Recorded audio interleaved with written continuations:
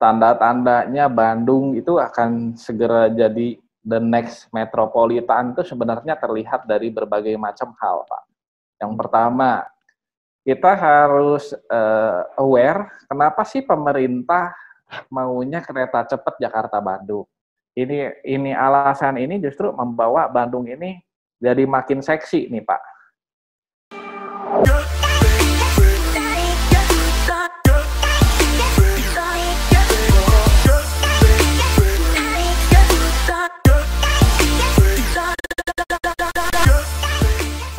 Selamat pagi, salam sehat, salam properti. Pagi ini saya lagi terbang lewat Zoom mau ke Bandung, mau ke Jawa Barat. Kebetulan udah disambut nih sama Ketua DPD Arebi Jawa Barat. Nah, beliau juga sekarang memiliki di industri ini, di industri properti, memiliki kantor beli properti. Selain di broker properti juga, beliau itu developer dan kontraktor. Buat teman-teman yang lihat video ini, kalau urusan mengenai properti, silakan nih hubungi beliau. Nanti saya kasih IG-nya atau nomor kontak personnya gitu loh. Jadi hari ini biasa di link YouTube saya itu ngobrol-ngobrol mengenai properti umumnya, mungkin khususnya ntar kita bicara mengenai ke brokerage-nya, ya. Beliau itu udah 11 tahun di industri ini, berarti pengalamannya udah banyak. Sekarang beliau tadi saya bilang menjabat sebagai Ketua DPD Arebi Jawa Barat. Kita kulik juga nih mengenai perkembangan properti di Bandung, Jawa Barat dan sekitarnya, dan mengenai Arebinya nih. Oke, Pak Sven Silviano, namanya agak unik ya, Pak. Namanya agak unik. Ini nama kebarat-baratan nih, Pak Sven gitu kan. Ya.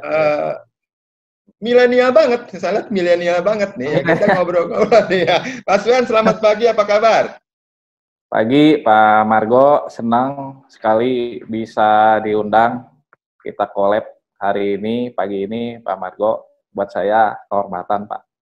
Ya, diundang sama Bapak, kita senang lah, kita sharing-sharing, apalagi kita sama-sama pengurus di Asosiasi Real Estate Broker Indonesia di Arebi. Salam sehat, Pak. Terima kasih Pak Sven, salam sehat juga. Senang juga nih di waktu sibuk Bapak bisa menyempatkan nih mampir ke link YouTube saya, ya. Jangan lupa nih YouTube saya di-subscribe, jangan lupa juga. Dia juga punya YouTube juga, saling subscribe juga ya. Di-like juga, jangan lupa kalau bermanfaat nih. Ini kan opini kita berdua.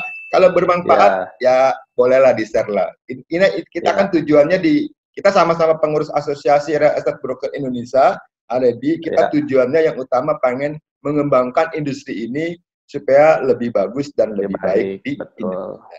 Pak Sven mau tanya nih, ya, Bapak masuk ke industri properti udah berapa lama sih Pak? Kenapa Bapak pilih industri properti Pak? Cerita dong Pak Sven buat teman-teman di sini. Ya.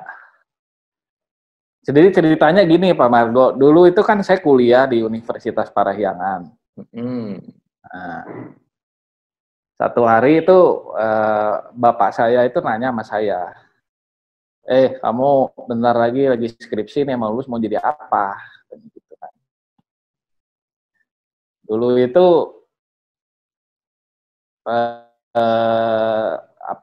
saya itu satu-satunya anak di rumah yang nggak sekolah keluar, padahal disuruh gitu. Adik saya sekolah di luar, kakak saya sekolah di luar gitu.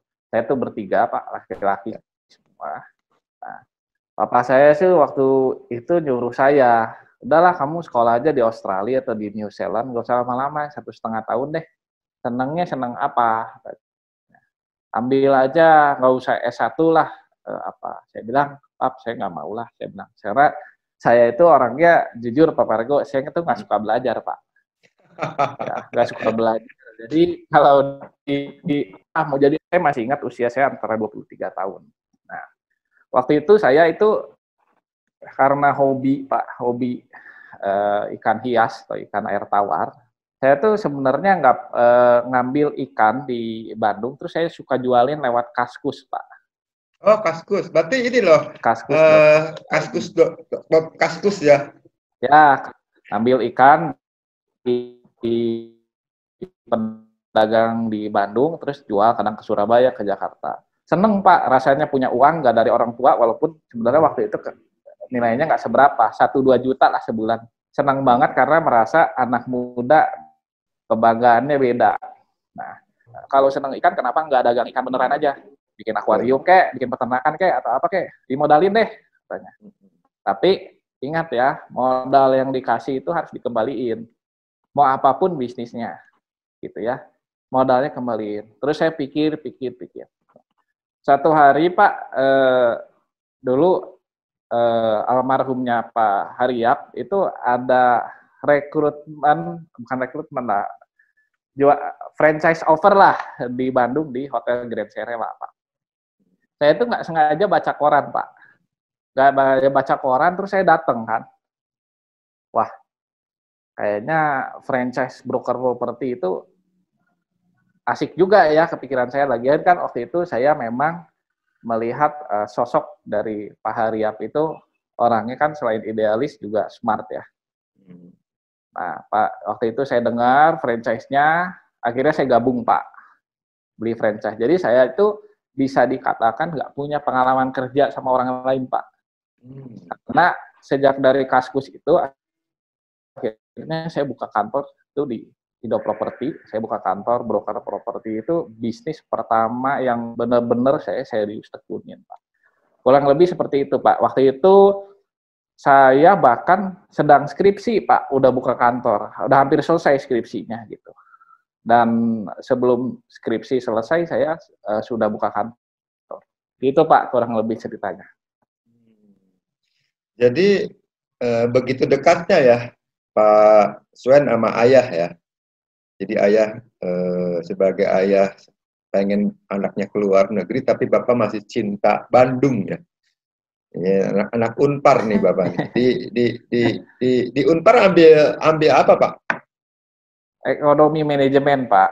Saya itu sebenarnya dikirim luar negeri itu saya agak malu Pak. Walaupun saya ya puji Tuhan orang tua saya nggak berkekurangan, tapi saya itu malu Pak kalau dikirim keluar nilai saya jelek Pak. Karena saya pribadinya nggak senang belajar Pak. Serius Pak. Makanya saya tolak Pak. Udahlah Pak, dari sini uang, dia bilang nggak usah lah keluar negeri. Saya mah di sini aja di Unpar, udah S1 selesai, udah selesai. Gitu Pak ceritanya. Di dalam hati kecil saya nggak merasa saya itu orang yang suka belajar Pak. Jadi saya nanti di sana udah cost of living-nya mahal, bagi saya janganlah, udahlah. Jadi saya di Unpar aja Pak. Oke. Terus nggak sengaja ya, jadi nggak sengaja lihat koran, ada satu opportunity di salah satu industri properti, namanya Indo Property. Indo Property ya saya kenal dengan Pak Haryap, itu salah satu guru saya juga ya. Buku-bukunya saya pernah baca ya. Terus Bapak masuk ke Indo Property, Bapak gabung dari berarti 2009 dong ya? 2009 saya itu buka kantor bulan Juli Pak. Peresmian itu Oktober 2009 Pak. Oke. Nah sekarang kenapa Bapak membangun sekarang punya Lead Property nih? Coba disejarahin dong Pak, terbentuknya Bapak sebagai pemilik owner dari perusahaan Bapak ini. Ya, jadi sejak tahun 2009-2010 itu sebenarnya waktu awal Indo Property dulu itu ya kita punya grup lah. Grup itu ya ada yang join dengan family, ada yang tidak. Memang suka beli tanah, kemudian dibangun, dijual. Dulu kita pakai kontraktornya pakai orang lain Pak, nggak pernah ngebangun sendiri. Nah, satu hari itu kita punya proyek Pak, kita bangun 4 unit. 4 unit itu ternyata kontraktornya nggak baik. Dia nggak selesaikan bangunannya tepat waktu, kontrak 10 bulan, 18 bulan nggak selesai. Kemudian juga kualitasnya menurut kami sih nggak sesuai dengan spek, jelek lah bangunannya, kita bisa katakan demikian. Lalu si ayah saya ini kayak sedikit maksa gitu saya. Dah kita punya proyek sekarang, saya siapin mandornya, kamu yang atur ya, kamu yang kontrol, kamu yang pantau. Saya tuh nggak punya pengalaman sama sekali Pak Margo. Ilmu sipil, ilmu arsitek itu saya sama sekali no. Nah, dikirimlah satu mandor ini. Jadi kan kita kepaksa beli bahan, beli barang, beli apapun itu sendiri, Pak. Nah, jadi kita tahu bahannya itu dari bodoh, Pak. Saya bisa katakan. Harusnya kayu belinya di supplier kayu, belinya di toko besi, Pak. Harganya 3 kali lipat lebih mahal, Pak. Belajarnya mahal, Pak. Nah, sampai kayak gitu, kemudian saya ketemu seorang sahabat, saya mau bangun rumah tinggal saya sendiri, Pak. Dia bilang, gak usah cari kontraktor, yuk saya ajarin kamu bangun rumah. Nah, itu tahun 2013, Pak.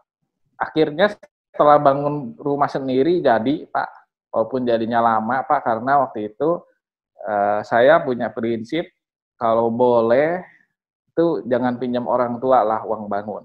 Jadi memang dibantu, tapi saya sebagian juga ada dari hasil komisi, Pak. Hasil komisi itu saya buang ke rumah, Pak, karena waktu itu masih lajang, Pak.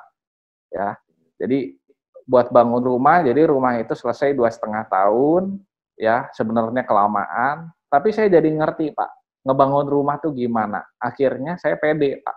Jadi kontraktor buat orang lain, ngerenovasi orang lain, saya berani, Pak. Nah, pengalamannya dari bangun rumah tinggal itu sama disiapin mandor gitu. Nah, kemudian akhir kata karena kita udah tahu kualitas bangunan kita, kemudian juga kita punya tim yang bisa kita andalkan, ya akibatnya kalau kita mau develop, bangun ruko, bangun rumah tinggal, ya kita mendingan pakai tim sendiri. Selain lebih hemat, kita tahu bahannya apa, kualitasnya juga, kami juga bisa tahu kan kualitas kami itu seperti apa. Nah, jadi ceritanya demikian. Akhirnya karena dulu kontraktor dan developernya sejak tahun 2013 memang nggak ada nama, nah kita coba lebur, Pak, dalam satu nama namanya build. Build itu artinya membangun, Pak. Jadi kita satuin antara properti konsultan, kontraktor, sama developer. Kurang lebih begitu, Pak Margo. Oke, mantap. Saya tertarik ya. Padahal sekolah aja belum lulus tapi udah membangun bisnisnya sendiri. Jadi tadi flashback ke belakang, Bapak tuh senang ikan. Jadi Bapak punya, ini kaum milenial nih, buat anak-anak yang nonton YouTube ini nih. Ini Pak Swen tuh memberikan inspirasi, kalau bisa nggak minta sama orang tua, pakai duit sendiri gitu kan. Ya. Tadi pun dia membangun rumah, ya, walaupun jangkanya panjang. Mungkin bukan jangkanya panjang, ilmu yang didapat di situ gede banget gitu kan. Sangat besar, Pak. Dan itu yang dia bangun bukan salah satunya ya, mungkin unsur-unsurnya itulah komisi dari, pasti jadi broker properti, itu jualan rumah, komisi-komisinya masuk ke situ tuh. Ya. Iya, Pak. Oke, Pak Swen, menarik sekali. Jadi di bisnis ini tidak mengena umur, tidak mengena istilahnya status sosial. Jika orang ada kemauan atau keinginan, pasti sukses di bisnis ini. Jadi perusahaan Bapak tuh udah selain kontraktor, developer, juga broker ya. Jadi udah lengkap nih. Jadi beli tanah, bangunnya sama Bapak, itunya sama Bapak, belinya sama Bapak, udah lengkap. Tinggal satu lagi, Pak, Bapak bikin partner juga nih, notarial, Pak. Jadi udah lengkap legalitasnya juga di situ, satu gedung. Oke, thank you Pak Swen, sangat menginspirasi nih buat anak-anak muda nih ya.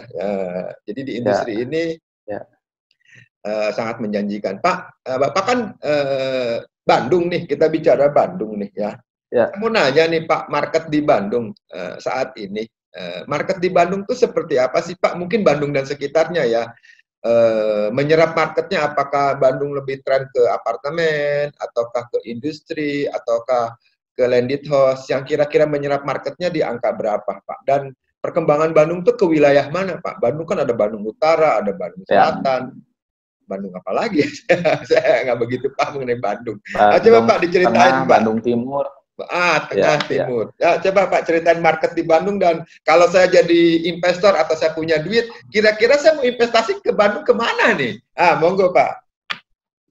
Ya, jadi di Bandung itu Pak Margo, Bandung itu udah berubah banyak Pak. Dari tahun 2009 saya pertama kali masuk di bisnis properti. Nah, tanda-tandanya Bandung itu akan segera jadi the next metropolitan itu sebenarnya terlihat dari berbagai macam hal, Pak. Yang pertama, kita harus aware kenapa sih pemerintah maunya kereta cepat Jakarta-Bandung. Kenapa nggak Jakarta-Surabaya dulu atau Jakarta apalah gitu. Itu pasti pemerintah punya tujuan. Gitu kan, selain daerah penyangga antara Bandung dan Jakarta padat penduduk, itu pasti pemerintah punya tujuan. Itu yang pertama, infrastruktur. Kedua, Pak, di Bandung itu sejak mungkin antara tahun 2012 sampai tahun 2015 ini pengembang kakap udah masuk, Pak. Yang kelasnya TBK. Contohnya Agung Podomoro yang dia bangun apartemen, Parahyangan Residen di dekat Unpar di Cimbuluit itu. Kemudian yang kedua Sumarekon, Pak.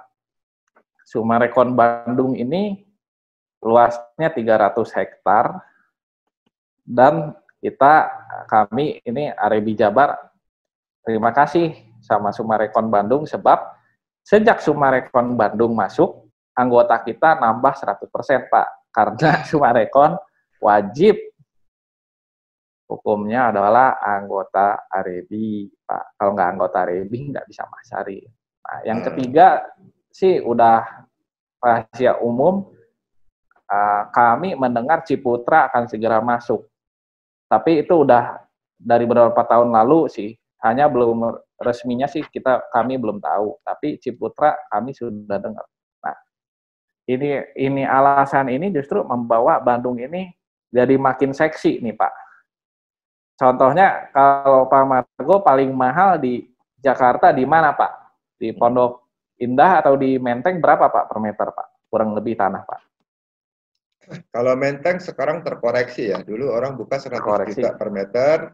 Mungkin sekarang pasarannya di antara 70 hingga 100 juta semeter. Tanahnya. Kalau di Pondok Indah berapa, Pak? Pondok Indah more or less kurang lebih sih, Pak. Kurang lebih sih. Kurang lebih sama ya? Tapi tetap masih seksi. Yang tadi Bapak bilang, seksi, masih tetap seksi. Punya pride-nya ya. Tetap di Menteng, Pak. Di Menteng ya. Nah, itu yang tertinggi, Pak, di Jakarta. Tertinggi di Jakarta, kita bicara wilayah ya. Kan tetap yang paling itu kan CBD ya, sentra distrik-distriknya. Tapi yang kalau kita bicara tertinggi saat ini menurut saya masih di Menteng, more or less orang masih ada buka di 100 juta semeter. 100 juta ya semeter. Nah, 100 juta di Menteng, Pak. Yang paling mahal di Bandung di Dago Raya, Pak. Di Dago Raya itu kurang lebih 45 sampai 50 juta per meter, Pak. Artinya orang Jakarta itu kalau mau dapat Mentengnya Bandung kurang lebih diskon 50%, Pak. Nah, ini menjadi menarik setelah infrastruktur jadi. Karena selain infrastruktur jadi juga kita lihat sekarang naik tol Cipularang, Pak. Saya terakhir bulan Maret, Pak, sebelum ramai COVID, saya pulang ke Bandung cuma 2 jam, Pak, karena ada pernikahan di Jakarta. 2 jam, Pak, udah sampai Bandung, 2 jam 15 menit. Itu tuh cepat banget, Pak, pakai yang naik di atas itu, Pak. Sehingga alur mudik orang itu semakin banyak. Jadi Bandung selain infrastruktur, pengembang besar, juga harga propertinya masih lebih murah dibandingkan di Jakarta. Nah, kalau kita bicara segmen, memang di Bandung itu unik, Pak. Orang Bandung itu senangnya beli di Bandung, Pak. Mereka lebih senang beli properti itu di wilayahnya sendiri, terutama landed, Pak.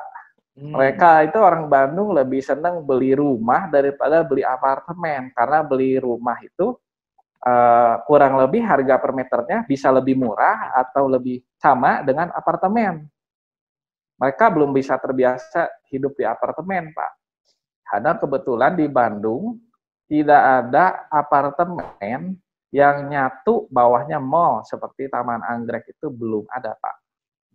Mungkin suatu hari akan ada. Jadi mereka tetap dominasi landed di harga 1-2 M. Itu yang paling banyak penjualan di sana, Pak. Kurang lebih seperti itu, Pak. Ke wilayah mana Bandung larinya? Ke timur kah? Ke utara atau ke selatan? Tadi kan Bapak bicara ada dua pengembang besar udah masuk, mungkin akan menyusul. Yes. Tadi Agung Podomoro sama Sumarekon. Terus yang tadi saya cukup senang ya dengarnya ya, salah satu developer besar Sumarekon itu boleh memasarkan produknya, tapi harus Wajib. kantornya harus gabung di Arebi gitu kan. Nah, jadi memang sekarang developer-developer besar pun tahu gitu kan. Nggak sembarangan kerjasama dengan kantor-kantor yang maaf ya, yang tanda kutip belum masuk ke asosiasi. Jadi suatu ketika ada apa-apa kan payung hukumnya jelas. Nah, ke arah mana lagi pertanyaan tadi dari awal? Ke arah mana Pak? Yang berkembangnya ke wilayah mana nih Pak? Bandung. Sekarang lagi berkembang ke wilayah Bandung Timur. Sumarekon itu kan di Gede Bage. Kalau Agung Podomoro itu di Terusan Buah Batu, Pak. Agung Podomoro itu sebenarnya wilayahnya masuk di Kabupaten Bandung, tapi perbatasan lah dengan Kota Madya Bandung, di Bandung Timur. Tapi kalau demand sebenarnya paling kuat itu di Bandung Tengah dan Bandung Utara untuk secondary, Pak. Tetap mereka, karena di Bandung Utara itu kan selain udaranya enak, kemudian juga perumahan cukup banyak, kemudian harganya juga 2-3 M tuh masih dapat lah rumah jadi. Kalau di Bandung Tengah udah nggak dapat Pak. Bandung Tengah itu mahal Pak per meter tanah. Oke, tadi kalau bicara Bandung Tengah. Oke, Bandung Tengah, Bandung Utara. Mungkin kan saya orang luar Bandung nih. Sebutin dong, misalnya Bandung Utara tuh mana? Dago, Sukajadi atau apa gitu? Ya, Bandung Utara tuh Dago, Sukajadi, Setiabudi. Kalau perumahannya Setra Duta. Sutami, terus kemudian daerah Geger Kalong, gitu ya. Banyak perumahan-perumahan di daerah juga, di daerah Sarijadi, Pak. Sarijadi itu perumahan wilayahnya juga antara perbatasan dengan kabupaten. Ya, di sana itu 700-800 juta sampai 1,5 M itu banyak pengembang-pengembang kecil, Pak, di sana. Hanya mengurus izinnya di Bandung Utara, IMB-nya itu sulit, Pak Margo. Karena itu masuk dalam wilayah KBU, kawasan Bandung Utara. Kawasan Bandung Utara itu meliputi 4. Kota Madya Bandung, Kota Cimahi, Kabupaten Bandung, Kabupaten Bandung Barat. Jadi 4 wilayah ya? Ya, KDB-nya hanya boleh 20-30%, Pak Margo. Oh, kecil banget ya. Dan mengurus izinnya lama, Pak. Harus rekomen gubernur itu mungkin bisa 6 bulan sampai 1 tahun baru keluar ya. Menarik. Begitu. Kalau di Bandung Tengah, Timur, Barat relatif mudah untuk urus IMB 3 bulan bisa selesai. Tadi saya dengar dari Pak Sven, beliau bilang orang Bandung tuh lebih senang belinya di Bandung juga. Tapi saya melihat, saya pernah ke Bandung dan saya pernah kerja di Bandung cuma beberapa bulan. Saya melihat banyak universitas di situ, salah satunya Universitas favorit yaitu Universitas Parahyangan. Banyak orang-orang di seluruh Indonesia, ya, yang kuliah banyak di Bandung loh, gitu kan? Nah, kota pendidikan lah, ya kan? 1 kedua, banyak nggak sih investor-investor asing juga ke Bandung lari, Pak? Ada sih Pak, investor asing dan segala macam sih ada. Tapi memang jumlahnya nggak signifikan. Jadi kalau di secondary itu, misalnya gini nih, orang Jakarta banyak nggak sih beli properti di Bandung? Ada, tapi lebih banyak orang Bandung beli di Bandung. Contohnya Sumarekon Bandung juga banyak orang Jakarta beli, Pak. Banyak orang Jakarta beli, Pak. Waktu Sumarekon Bandung pertama kali launching itu antrian 1.800, Pak. Unitnya cuma 300, Pak. Wih, menyerap marketnya tinggi banget ya. Ya, dan 40% orang Jakarta memang pertama kali launching. Oke, menarik sekali. Kayaknya ntar suatu ketika gue ke Bandung nih, pengen ngobrol langsung nih, jangan online Zoom nih. Gue pengen nge-vlog langsung. Di Bandung juga banyak kuliner loh. Siapa sih yang nggak ke Bandung? Bandung ngangenin loh, gitu loh. Tempat-tempatnya benar-benar destinasi-destinasi perlu dijajakin. Selain kulinernya juga, salah satunya juga investasi propertinya juga kan. Iya, iya. Wisatanya nanya berkembang. Kenapa? Wisatanya berkembang, Pak, di daerah Lembang dan segala macam. Ya memang Lembang sih masuknya Kabupaten Bandung Barat ya sebenarnya. Iya, Lembang. Tapi di sana banyak, Pak, kuliner, wisata berkembang. Jadi hilir mudik turis dengan adanya nanti kereta cepat dan kemudian tol Cipularang yang semakin lancar, ya harusnya sih Bandung jadi metropolitan kedua, karena Bandung itu tiap hari Jumat macet, Pak. Kalau mau pulang itu jadi 2 kali lebih lama. Tapi kan sekarang karena banyak orang luar kota, Pak. Dulu memang ke Bandung kan sempat Cipularang udah jadi 2 jam. Terus jalan yang Jakarta Cikampek karena infrastruktur dibangun namanya yang jalan atas tuh, jalan layang, terus dibangun juga kanan kiri kan tersendat. Sekarang jalan layang atasnya udah tembus dari Jati Bening menuju Karawang. Jadi lebih cepat ke Bandung tuh bukan satu halangan ya. Jadi memang kalau kita mau investasi kan kita mau melihat nih infrastrukturnya ke arah mana. Makanya pemerintah ini kan bikin yang tadi Bapak bilang nih alasannya sangat kuat. Kenapa sih kereta api cepat Jakarta-Bandung? Karena ya tadi bilang Bandung itu seksi, mantep banget seksi itu. Pertanyaan selanjutnya Pak, ini kan kondisi sekarang kan lagi pandemi, lagi COVID-19. Semua orang kan menahan untuk membeli. Tapi di sisi pihak juga kan ada orang-orang mau cepat butuh uang. Orang bilang sekarang tuh yang punya uang adalah raja. Kasih tip dong buat kami-kami yang ada pelaku di industri ini, bagaimana sih menyiasatinya supaya tetap broker itu survive nih Pak, tetap bertahan nih Pak. Kan masuk broker tuh gampang masuk, tapi bertahannya itu yang susah. Nih, Pak Swen mau berikan tip dong buat kami-kami. Silakan Pak Swen. Jadi gini Pak Margo, yang pertama kalau menurut saya sih, kan ada pepatah mengatakan bahwa motivasi itu dari dalam bukan dari luar. Yang pertama kita harus sadari diri kita itu selain punya optimisme, kita itu sebagai seorang bisnis, Pak, bisnis mood terus Pak 10 tahun, 7 tahun. Bagi saya sih biasa. Pertama ya harga lebih keras. Karena meyakinkan pembeli di situasi pandemi ini tentu tidak mudah. Kedua, edukasi penjual. Dengan adanya pandemi, supply besar daripada demand, harga market agak kacau Pak dijualnya. Karena sekarang situasi pandemi, ya si pembeli berkata harganya harga corona enggak. Si penjual merasa coronanya juga baru 3 bulan katanya. Masa harganya harus turun 30% gitu kan. Ya, jadi bolak lagi ke supply dan demand. Nah, kita ini sebagai broker, memang kita punya tugas menemukan market, harga deal di pasar. Nah, si ruang ada. Karena pinjaman orang di properti, kalau banyak nggak jalan, mereka pasti sudah mulai agak macet. Itu di sana peluang. Dia orang yang perlu cash flow, tapi propertinya banyak, ada kan? Yang investor punya 10 properti, mungkin sekarang cuma perlu 5, 5-nya bisa kita jual.